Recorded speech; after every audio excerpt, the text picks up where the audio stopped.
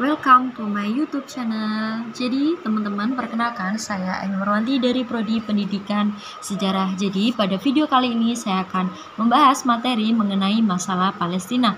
Langsung saja kita ke pembahasan yang pertama, yaitu mengenai latar belakang masalah Palestina.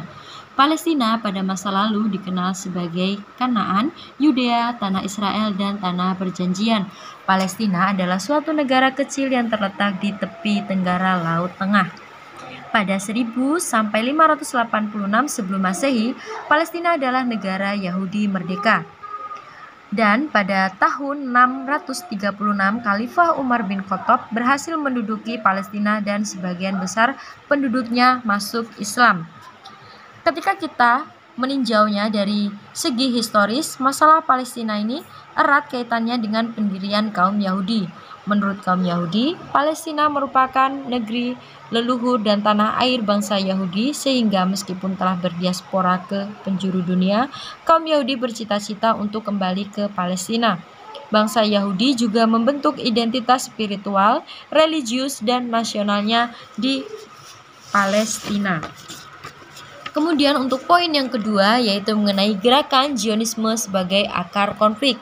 Zionisme muncul pada akhir 1880-an di Eropa Tengah dan Timur sebagai gerakan kebangkitan nasional yang terus didesak oleh bertambahnya tekanan atau penganiayaan secara terus-menerus pada kaum Yahudi di berbagai negara Eropa, khususnya yaitu Jerman. Zionisme itu sendiri didirikan oleh Theodor Herzl pada 1897 dengan kongres pertamanya yaitu digelar di Basel, Swiss, dengan hasil mendirikan negara Yahudi di wilayah Palestina.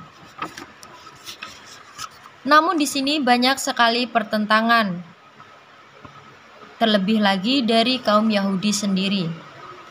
Adapun dari kelompok sosialis juga menentang Zionisme dan menganggapnya sebagai gerakan reaksioner kaum borjuis. Para Robbi Yahudi juga menentang Zionisme karena karakter nasionalnya. Para Robbi Yahudi percaya bahwa Yudaisme adalah agama, bukan kebangsaan, sehingga menolak konsep politik Zionisme. Tak patah arah, kaum Zionisme di sini melakukan berbagai macam cara.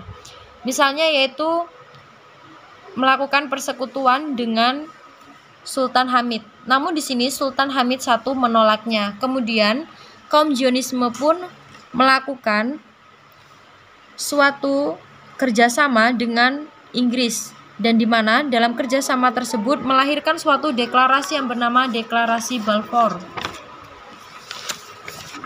Dengan keluarnya Deklarasi Balfour, kaum Zionis merasa mendapatkan angin segar, dan orang-orang Yahudi yang tersebar di berbagai negara mulai mengalir dan bermigrasi ke Palestina.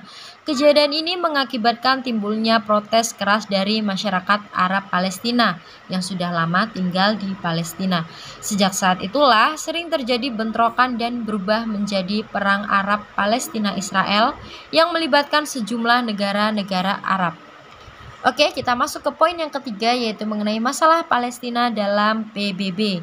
Pada 28 April sampai 15 Mei 1947, masalah Palestina dibahas dalam Majelis Umum PBB.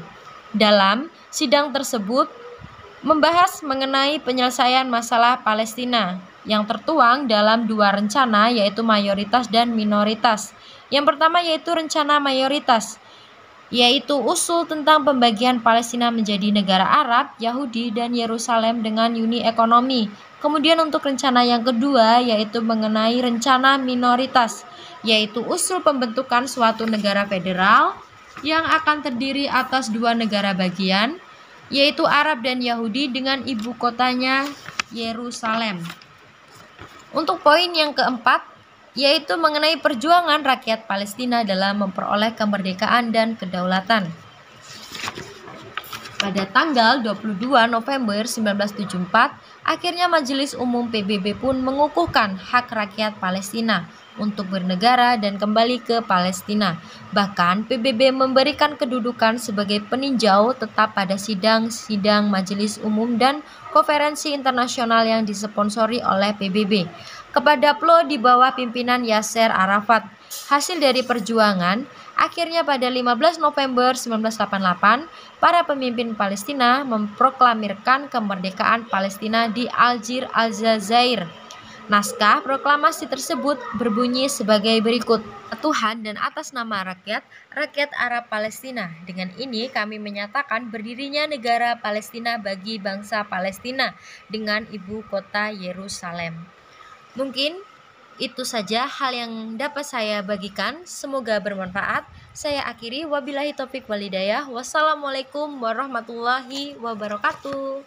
Thanks for watching.